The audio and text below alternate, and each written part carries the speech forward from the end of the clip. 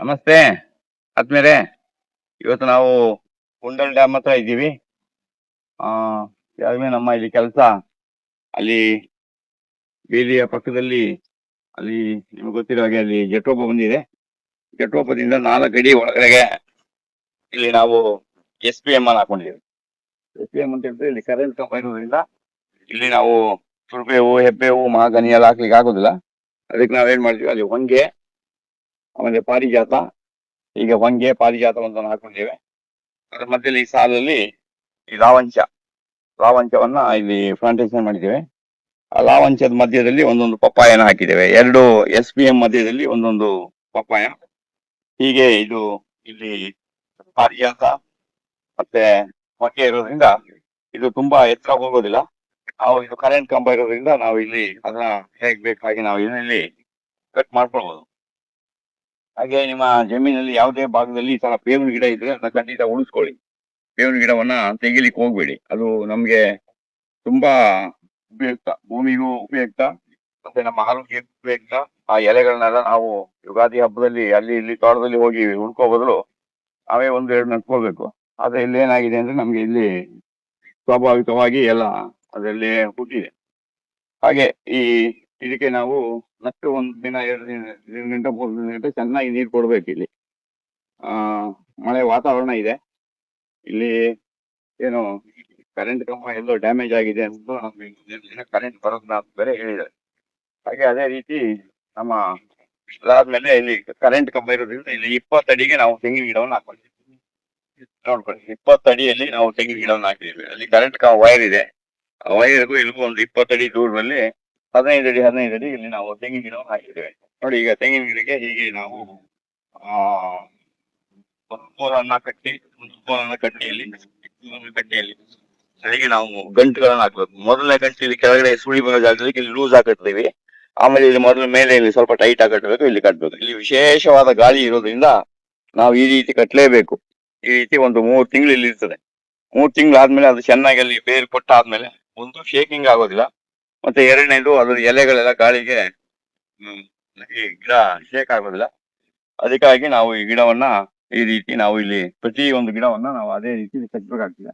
ಇಲ್ಲಿ ವಿಶೇಷವಾದ ಗಾಳಿ, ಇಲ್ಲಿ ಗುಂಡಲ್ ಡ್ಯಾಮ್ ಹತ್ರ ಭಾರಿ ಗಾಳಿ ಅಂದ್ರೆ ತಲೆಯಲ್ಲಿ ಹಾಕಿರೋ ಕ್ಯಾಪ್ ಎಷ್ಟೋ ಸಲ ಹಾರೋಗುತ್ತೆ, ಅಷ್ಟು ವಿಪರೀತ ಇಲ್ಲಿ ಗಾಳಿ ಇದೆ. ಹಾಗೆ ನಾವು ಇಲ್ಲಿ ಪಕ್ಕದಲ್ಲಿ ಹಾಕಿದ್ರೆ ಇಲ್ಲಿ ಮಧ್ಯದಲ್ಲಿ ನಮಗೆ ಒಂದು ವಿಶಾಲವಾದ ರಸ್ತೆ ಇಲ್ಲಿ ಇರ್ತದೆ. ತೆಂಗಿನ ಪಾಳಕ್ಕೆ ತೆಂಗಿರ್ತದೆ ಆರಂಭದಲ್ಲಿ. ಆಮೇಲೆ ಈ ತೆಂಗಿನ ಗಿಡದ ಮಧ್ಯದಲ್ಲಿ ನಾವು ಮುಂದೆ ಹಲಸು, ಒಂದೊಂದು ನೇರಳೆ, ಈ ರೀತಿ ಬೇರೆ ಬೇರೆ ಗಿಡಗಳನ್ನ ನಾವು ಇಲ್ಲಿ ಹಾಕೊಳ್ಳಿಕ್ಕೆ ಒಂದು ಪ್ಲಾನ್ ಮಾಡ್ತಾ ಇದೀವಿ. ಈಗ ನಾವು ಇಲ್ಲಿಗೆ ಮಣ್ಣು ಹಾಕಿರೋದ್ರಿಂದ ಈ ರಸ್ತೆ ಇಲ್ಲಿ ಈಗ ಗಟ್ಟಿಯಾಗಿ ಹೀಗೆ ಇರುತ್ತೆ. ಇದರ ಮೇಲೆ ಈಗ ಗಾಳಿ ಬಂದಾಗ ಈ ಮಣ್ಣೆಲ್ಲ ಗಾಳಿಗೆ ಹಾರ್ತಾ ಇರ್ತದೆ. ಅದಕ್ಕೆ ನಾವು ಇದನ್ನ ಇನ್ನೂ ಸ್ವಲ್ಪ ಚೆನ್ನಾಗಿ ಮಣ್ಣನ್ನು ಹಾಕಿ ಗಟ್ಟಿ ಮಾಡ್ಕೊಳ್ಬೇಕು. ಇದೆಲ್ಲ ನೋಡಿ, ಎಲ್ಲ ಗಾಳಿಗೆ ಶೇಡ್ ನೆಟ್ ಎಲ್ಲ ಕಂಪ್ಲೀಟ್ ಆಗಿ ಎಲ್ಲ ಹೋಗ್ಬಿಟ್ಟಿದೆ. ಸ್ವಲ್ಪ ಅದು ಬಹಳ ಚೆನ್ನಾಗಿ ಬರ್ತಾ ಇದೆ. ಅದೇ ರೀತಿ ಇಲ್ಲಿ ತೆಂಗಿನ ಗಿಡನು ಹೀಗೆ ಸಾಲಲ್ಲಿ ನಾವು ಇಲ್ಲಿ ಸ್ವಲ್ಪ ಸಾಲಕ್ಕೆ ಇಲ್ಲಿ ಕ್ರಾಸ್ ಆಗಿ ಬರ್ತದೆ. ಯಾಕಂದ್ರೆ ಕರೆಂಟ್ ಕಂಬ ಹೇಗೆ ಹೋಗಿದ್ಯೋ ನಾವು ಇಲ್ಲಿ ಸ್ಟ್ರೈಟ್ ಮಾಡಕ್ಕಾಗುತ್ತೆ. ಸ್ವಲ್ಪ ಕ್ರಾಸ್ ಆಗ್ತದೆ. ತೆಂಗಿನ ಗಿಡನು ಕರೆಂಟ್ ಕಂಬದಿಂದ ಒಂದು 20 ಅಡಿ ಒಳಗಡೆ ನಾವು ಹಾಕೊಳ್ಬೇಕು ಯಾವಾಗ. ಆ 20 ಅಡಿ ಒಳಗಡೆ ಹಾಕೊಂಡಾಗ ಏನಾಗ್ತದೆ, ಗಿಡ ಮೇಲೆ ದೊಡ್ಡದಾಗಿ ಹೋದ್ಮೇಲೆ ಯಾವುದೇ ಕಾರಣಕ್ಕೂ ಗರಿ ಬೆಳೆದ್ರೆ ಅಮ್ಮಮ್ಮ ಅಂತ ಹೇಳಿದ್ರೆ ಎಷ್ಟು ಉದ್ದ ಬೆಳೆದ್ರು 16 ಅಡಿ ಬೆಳೀತದೆ. ಕರೆಂಟ್ ಕಂಬದಿಂದ 20 ಅಡಿ ಯಾಕೆ ಹಾಕ್ಬೇಕು ಅಂತ ಹೇಳಿದ್ರೆ 16 ಅಡಿ ಗರಿ ಉದ್ದ ಇದ್ದೇ ಇರ್ತದೆ. ಆಗ ಯಾವುದೇ ಕಾರಣಕ್ಕೂ ಕರೆಂಟ್ ಕಂಬ ಅಲ್ಲಿಗೆ ತಗೊಳ್ಳೋದಿಲ್ಲ.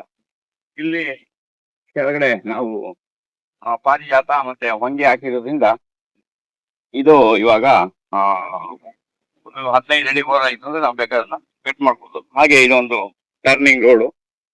ಇಲ್ಲಿ ಟರ್ನಿಂಗ್ ರೋಡ್ ನಲ್ಲಿ ನಾವು ಈಗ ಇಲ್ಲಿ SPM ಅಲ್ಲಿ SPM ಹಾಕೊಂಡಿದ್ದೀವಿ. ಆಮೇಲೆ ಇಲ್ಲಿ ಒಂದು ವಿಶೇಷ ಒಂದು ಬದಲಾವಣೆಯನ್ನ ಮಾಡಿದೀವಿ. ಆ ಜಟ್ರೋಪ ಅಲ್ಲಿ ಬಂದ್ರೆ 4 ಅಡಿಯಲ್ಲಿ SPM ಬಂದ್ರೆ ಆ ಭಾಗದಿಂದ ಇಲ್ಲಿಗೆ ಈಗ 10 ಅಡಿ ಇದೆ.